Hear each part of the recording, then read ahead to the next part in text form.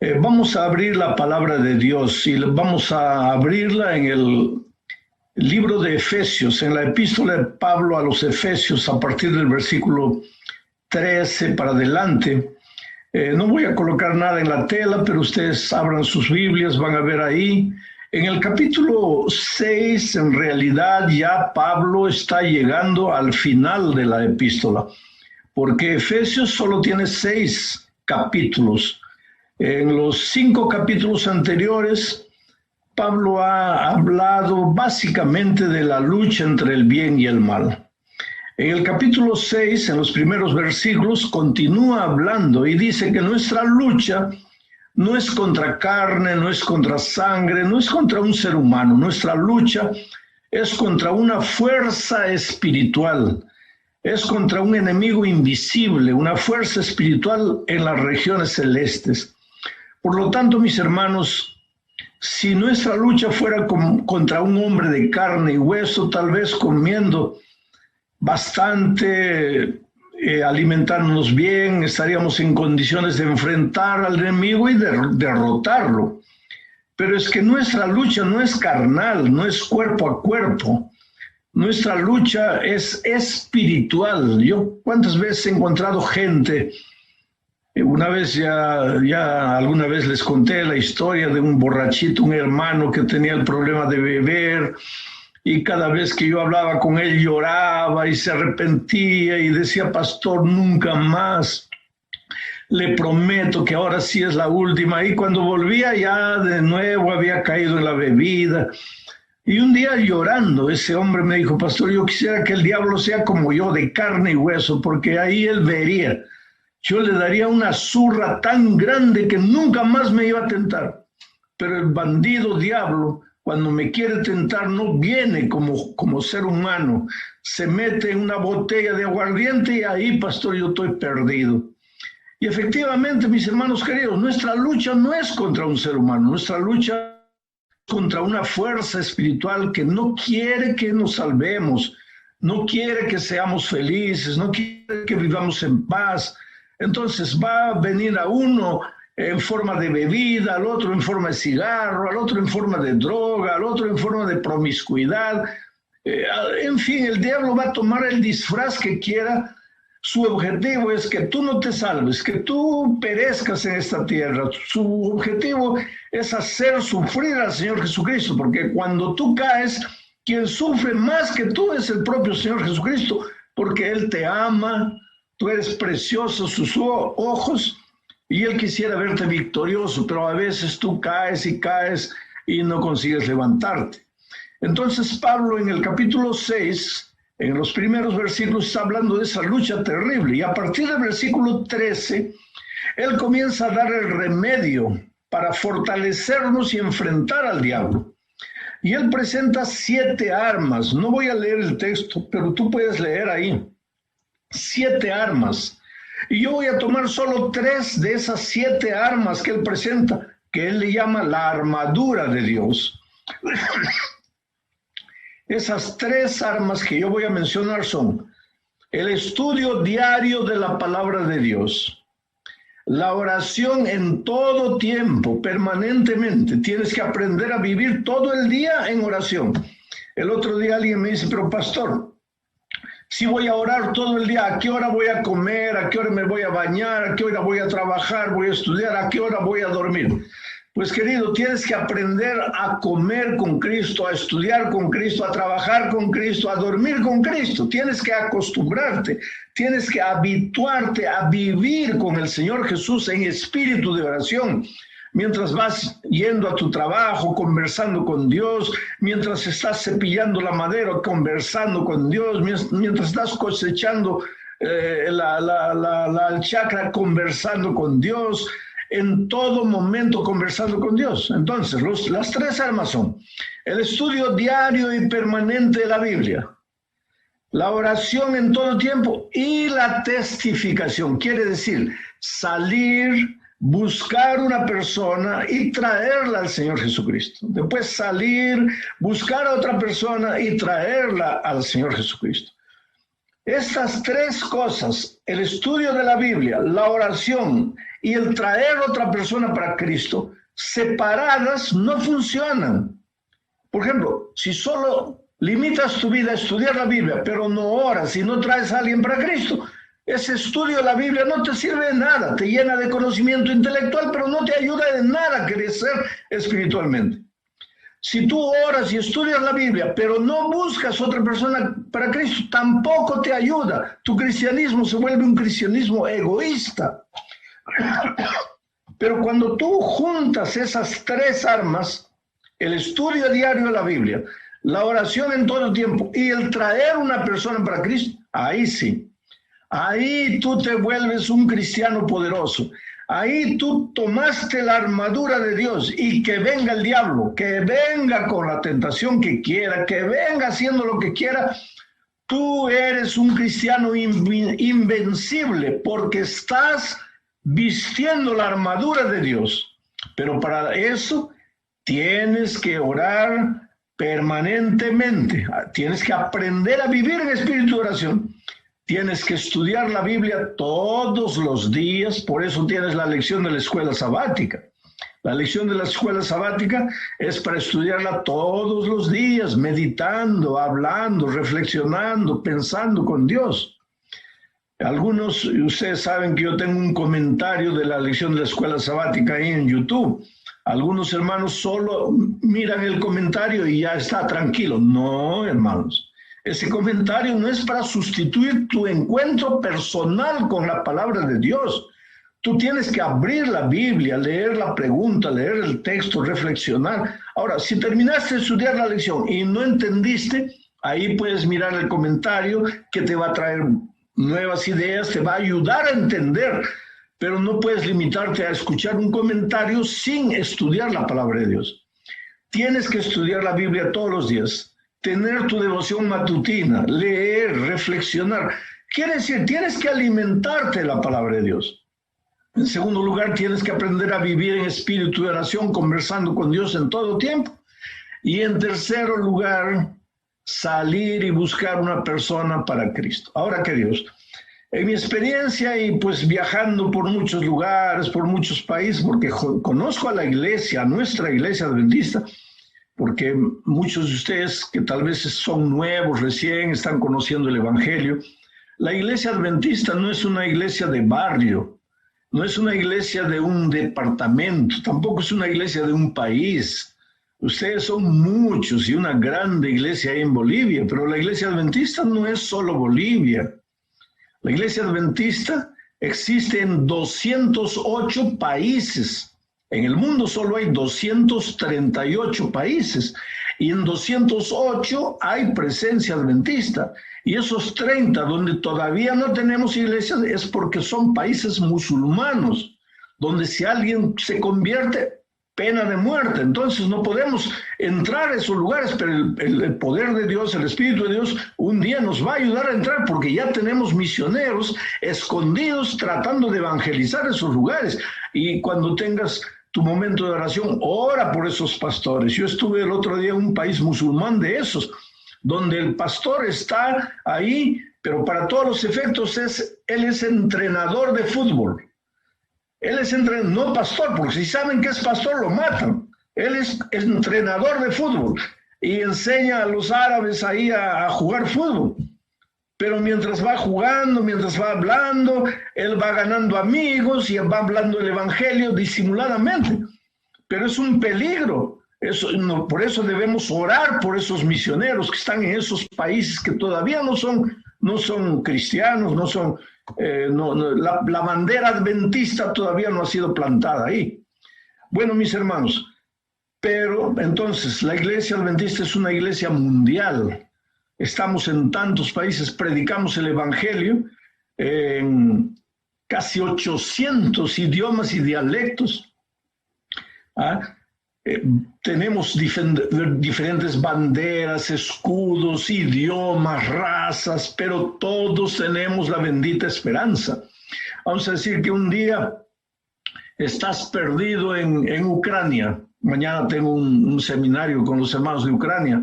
Vamos a decir que un día estás perdido en Ucrania, no hablas nada, no sabes nada, no puedes comunicarte, estás muriendo de hambre, te han robado, no tienes dinero. Espera que llegue el sábado, búscate una iglesia adventista y entra ahí, y aunque sea con señales, diles que eres adventista, comienza a cantar un himno, porque ellos cantan los mismos himnos que tú cantas en Bolivia, ellos cantan allá. Entonces ellos te van a, cuando descubran que eres miembro de la iglesia, te van a abrazar, te van a ayudar, porque somos una familia mundial. Ahora, nosotros tenemos que continuar predicando el evangelio, pero conociendo el mundo, conociendo a los hermanos, he llegado a la siguiente conclusión. La mayoría de los hermanos de alguna manera logran estudiar la Biblia, logran orar, cojeando, un día sí, otro día no, 2 días sí, un día no. De alguna manera estudian la Biblia y oran. El gran problema es traer una persona para Cristo.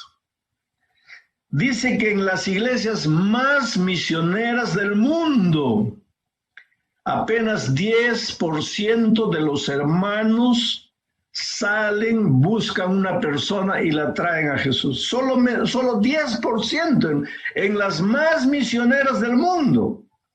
Yo no sé si Bolivia es la iglesia más misionera del mundo, pero si fuera la más misionera del mundo, apenas 10 de cada uno, o 10 hermanos de cada 100 deben estar saliendo y buscando personas para Cristo. Entonces, algunos hermanos se quejan conmigo y dicen, pastor, es que nadie me escucha, es que nadie quiere, yo invito, pero nadie viene, yo hablo, pero nadie me hace caso, pastor, yo no sé qué hacer.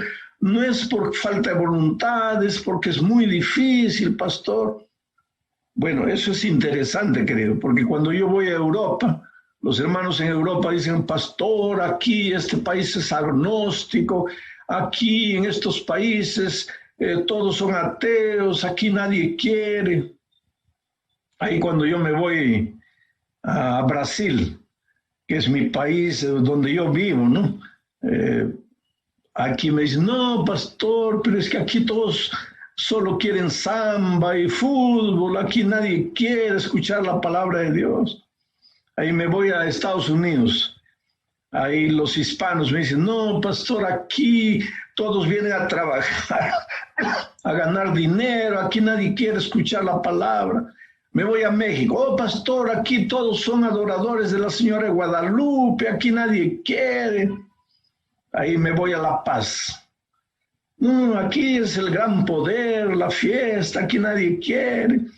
Y en todos los países los hermanos tienen el argumento, aquí nadie quiere, aquí no se puede, aquí es muy difícil.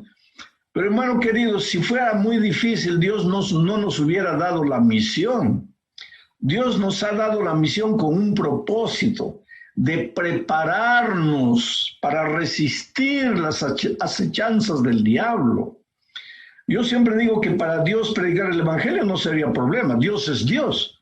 Si Dios quisiera, en un segundo, el mundo todo está evangelizado. Dios es Dios. Él puede hacer un milagro. Entonces, ¿por qué nos dio el trabajo a nosotros? Porque nosotros necesitamos predicar el evangelio para crecer espiritualmente. El hermano que no sale, que no busca una persona para traerla a Jesús, no va a crecer espiritualmente. Y si no crece, es un enano espiritual. Se va a perder, va a morir. Así como tú para vivir necesitas comer, necesitas respirar y necesitas moverte, en la vida espiritual para vivir necesitas comer la palabra de Dios. Necesitas respirar a través de la oración y necesitas moverte a través del trabajo misionero, salir, buscar otras personas y traerlas para Jesucristo. Hay personas que nunca han pasado 5, 10, 20 años en la iglesia, nunca han traído una persona para Cristo. Oh, querido, eso es triste.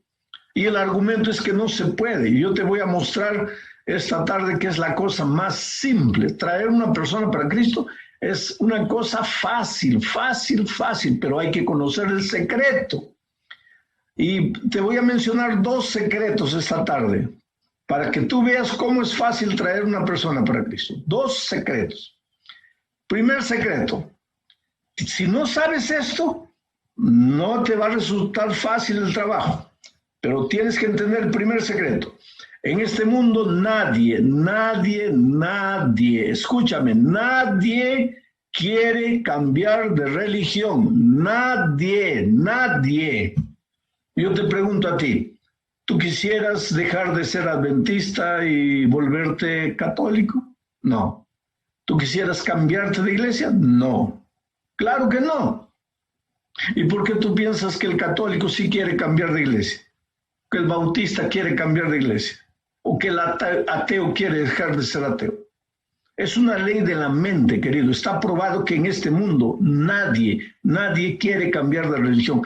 Con raras excepciones, pero excepciones son excepciones. Por regla general, nadie quiere cambiar de religión. Por lo tanto, si tú te acercas de una persona para querer cambiarle la religión, para decirle, tú estás equivocado, mi iglesia es la verdadera, ya estás mal. Porque la persona te va a cerrar su corazón, no te va a escuchar, no te va a hacer caso. Por eso es que en muchas casas, en la ventana de la puerta, en la ventana, tú ves una calcamonía que dice, este hogar es... ¿Y por qué está esa calcamonía ahí? Porque te está diciendo, si tú vienes aquí a hablarme de religión, fuera de aquí, yo no te quiero aquí, porque este hogar ya tiene su religión. Porque en este mundo nadie quiere cambiar de religión. Pero ¿qué pasa con nosotros? Nosotros, queriendo hacer lo mejor para Dios, queriendo ganar almas, ¿qué hacemos? Nosotros nos vamos directo a hablar de religión para las personas. Y ahí pues no nos hacen caso. Y ahí tú te desanimas, vuelves triste porque nadie te hace caso, nadie viene, invitas a las conferencias pero nadie viene, ofreces estudio bíblico pero nadie quiere, con raras excepciones, vuelvo a repetir. Entonces, mi pregunta o la pregunta que tú me harías es la siguiente, pastor, entonces si nadie quiere cambiar de religión, si nadie quiere hablar de religión, ¿cómo es que voy a traer a una persona para Cristo? Ahí viene la segunda ley de la mente que quiero que coloques en tu cabeza. En este mundo las personas solo siguen a sus amigos. Primero, en este mundo nadie quiere cambiar de religión. Segundo, pero en este mundo las personas siguen a sus amigos. Te hago una pregunta. ¿Quién lleva a los jóvenes a las drogas? ¿Quién los lleva? Los amigos. El otro día, cuando digo, puede ser ayer, puede ser años, pero hace unos 4 años, en Francia, unos terroristas hicieron explosionar una bomba en el tren, en el metro, ¿no?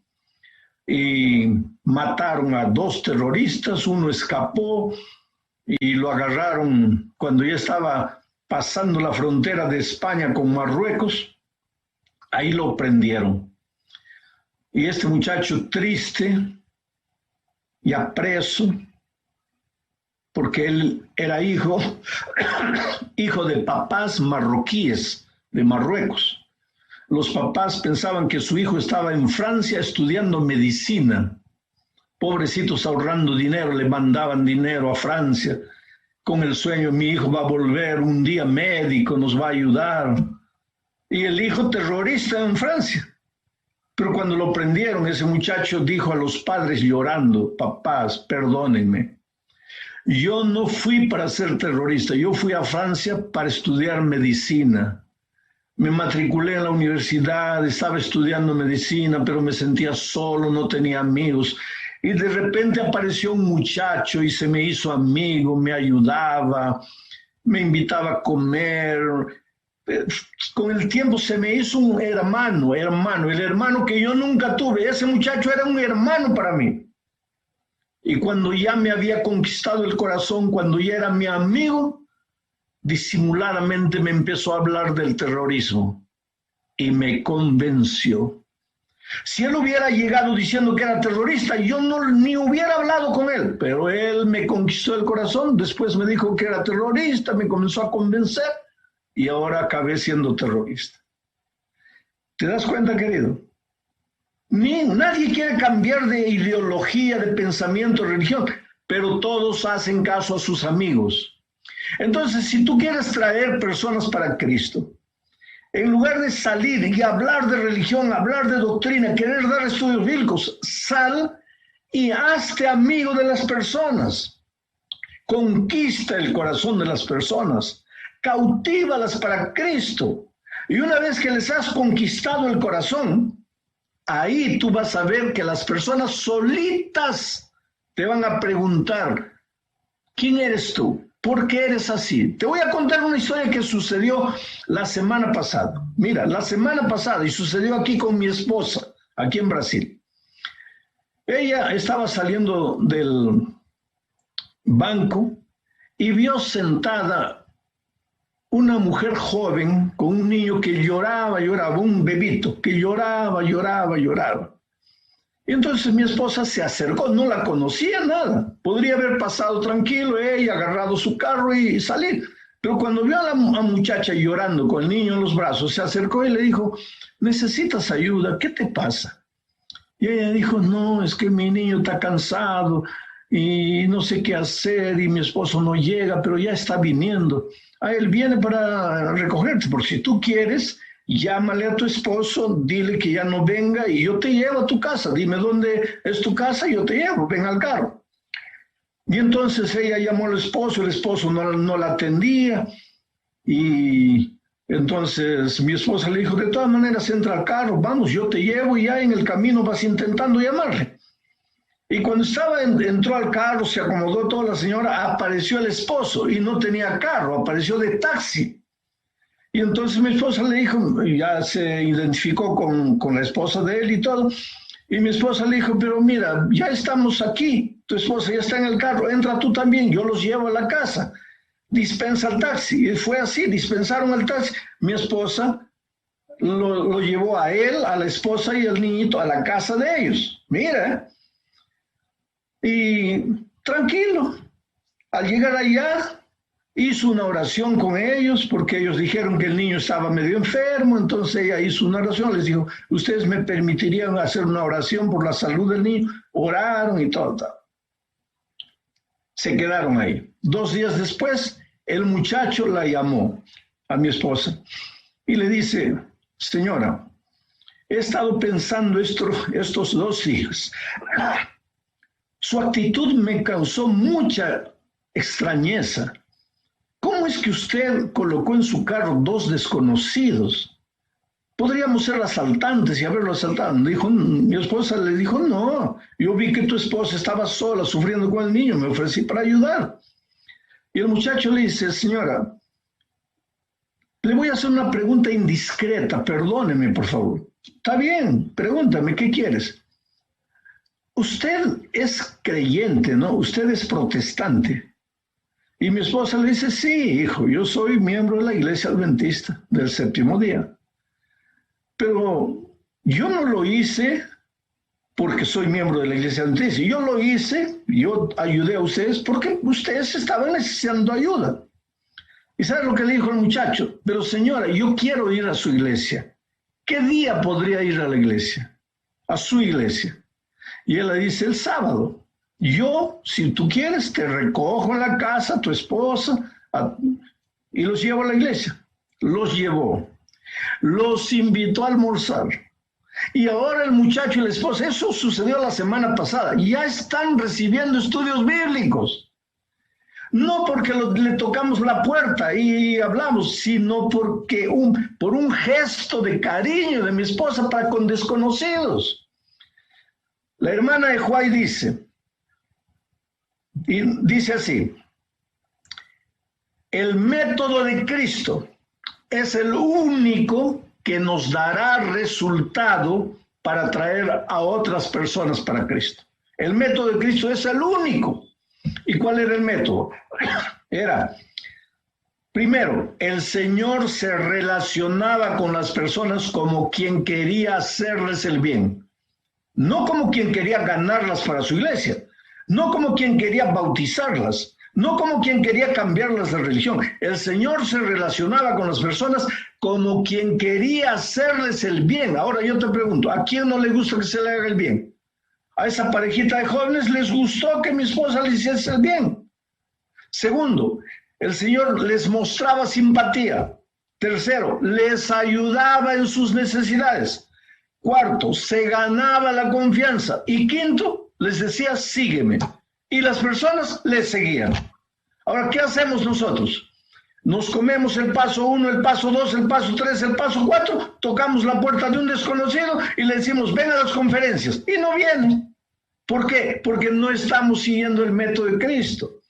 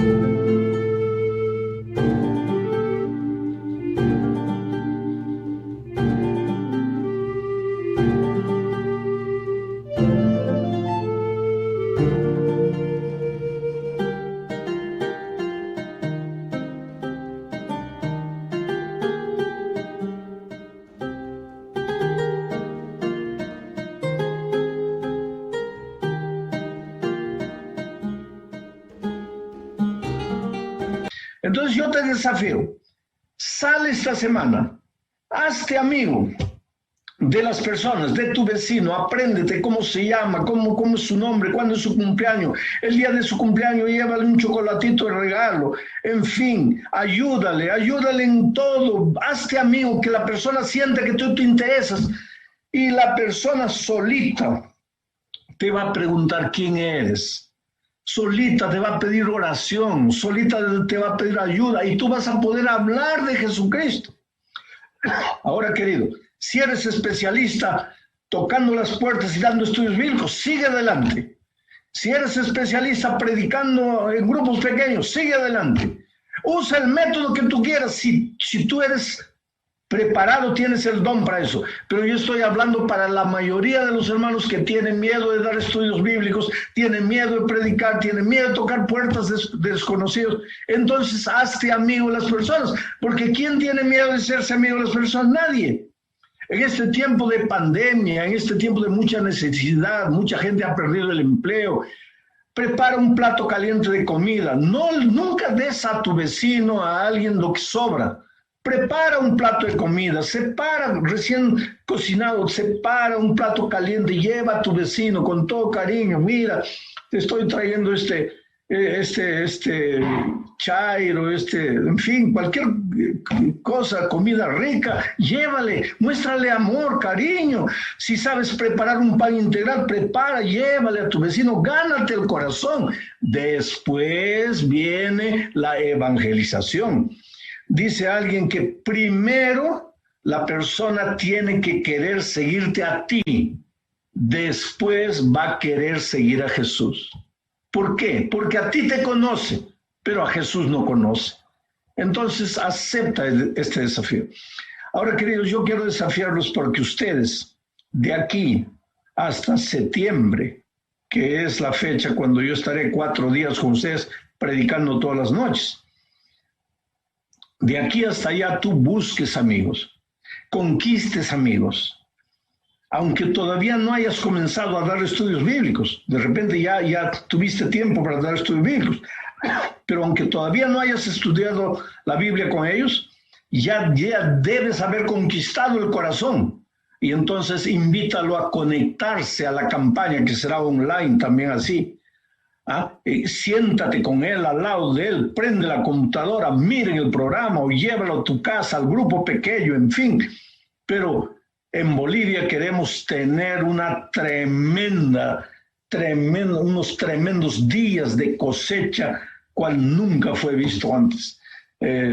Yo creo que el diablo ya ha inventado esta pandemia queriendo frenar la evangelización, pero el tiro le ha salido por la culata, porque yo acabo de terminar la semana que pasó una campaña evangelística en México. 1 millón de personas recibieron la palabra de Dios durante esa semana. 1 millón de personas. Yo ya he predicado al vivo en estadios, pero el estadio más grande donde prediqué debe haber sido República Dominicana, donde prediqué para 100,000 personas. Pero cuando pensé predicar para un...